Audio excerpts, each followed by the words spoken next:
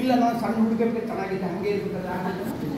ಸೃಷ್ಟಿಗೆ ಪ್ರಕೃತಿಗೆ ತನ್ನದೇ ಆಗಿರ್ತಕ್ಕಂಥ ನಿಯಮಗಳಿದೆ. ಹಾಗೆ ನಾವೆಲ್ಲ ಆತ್ಮಗಳು ಆ ಬ್ರಹ್ಮಾಂಡದಿಂದ ಸೃಷ್ಟಿಗೆ ಬಂದ ಮೇಲೆ ಹುಟ್ಟು ಸಾವಿನ ಚಕ್ರದಲ್ಲಿ ಬರ್ತಾ ಆತ್ಮನ ಶಕ್ತಿ ಕಡಿಮೆ ಆಗುತ್ತೆ. ಯಾಕೆಂತ ಪ್ರಶ್ನೆ ಇಲ್ಲ. ಮೊಬೈಲ್ ಯೂಸ್ ಮಾಡ್ತಾ ಮತ್ತೆ ಟೀಚರ್ ಹೀಗೆ ಆತ್ಮಗಳು ಒಂದು ಸಾರಿ ಸೃಷ್ಟಿಗೆ ಬಂದ ಮೇಲೆ ಸತ್ಯುಗದಲ್ಲಿ 100ಕ್ಕೆ 100% ಶಕ್ತಿ ಇರುತ್ತೆ. ಎಲ್ಲಿ ಮನುಷ್ಯಾತ್ಮ ಶಕ್ತಿಶಾಲಿಯಾಗಿರ್ತಾನೋ ಅವನಿಗೆ ಹೊಂದಿಕೊಂಡಾಗ ಪ್ರಕೃತಿ ಎಲ್ಲೂ ಕೂಡ ಸಂಪನ್ನವಾಗಿರುತ್ತೆ. ಅದಕ್ಕೆ ವೈಕುಂಠ ಸ್ವರ್ಗ ಅಂತ ಹೇಳ್ತಾರೆ.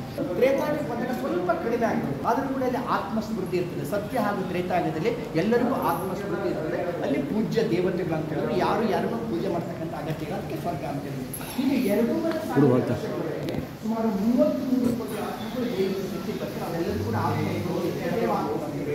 ದ್ವಾಪರಯುಗ ಬಂದಾಗ ಅರ್ಧಕರ್ಣ ಶಕ್ತಿ ಕಡಿಮೆ ಆಗುತ್ತೆ.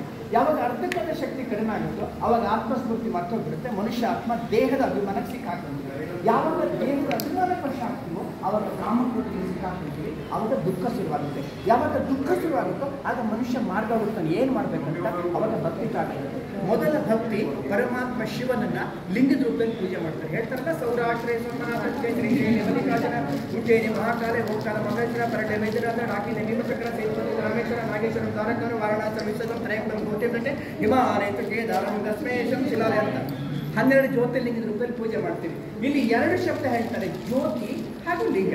ಪರಮಾತ್ಮ ಹೇಗಿದ್ದಾನೆ? ಜ್ಯೋತಿ ಸ್ವರೂಪ. ಆ ಜ್ಯೋತಿಯನ್ನು ಕಣ್ಣಿಂದ ನೋಡ್ಲಿಕ್ಕೆ ಬರೋದಿಲ್ಲ, ಸ್ವಲ್ಪ ಈ ಕಡೆ ಬಂದಿಲ್ಲ, ಅದನ್ನು ನೋಡಿ ಪೂಜೆ ಮಾಡಲಿಕ್ಕೆ ಲಿಂಗ ಮಾಡಿಕೊಂಡ್ರು.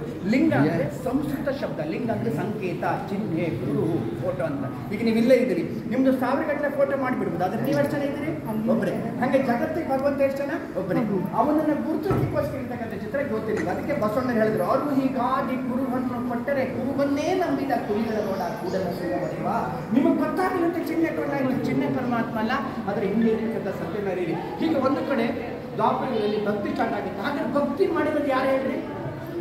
ಯಾರು ಸತ್ಯ ತ್ರೇತಾಯುಗದಲ್ಲಿ ದೇವತೆಗಳಾಗಿದ್ರು ಅದೇ ಆತ್ಮಗಳು ಹುಟ್ಟು ಸಣ್ಣ ಬರ್ತಾ ಭಕ್ತಿ ಮಾಡ್ಲಿಕ್ಕೆ ಶುರು ಮಾಡಿದ್ವಿ, ಭಗವಂತನ ಮುಖ್ಯ ಶುರು ಮಾಡಿದ್ವಿ.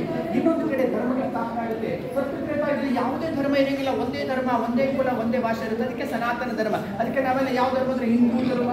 ಸನಾತನ ಹಿಂದೆ ಒಂದಿರ್ತಲ್ಲ, ಹಿಂದೆ ಅಲ್ಲಿ ಎಲ್ಲಿ ಅದನ್ನು ಮಾಡುವಂಥದ್ದೇ ಧರ್ಮಗಳಲ್ಲಿ ಯಾವುದೇ ಧರ್ಮ ಸ್ಥಾಪಕರು ತಮ್ಮ ಪರಮಾತ್ಮ ಹೇಳಂಗಿಲ್ಲ.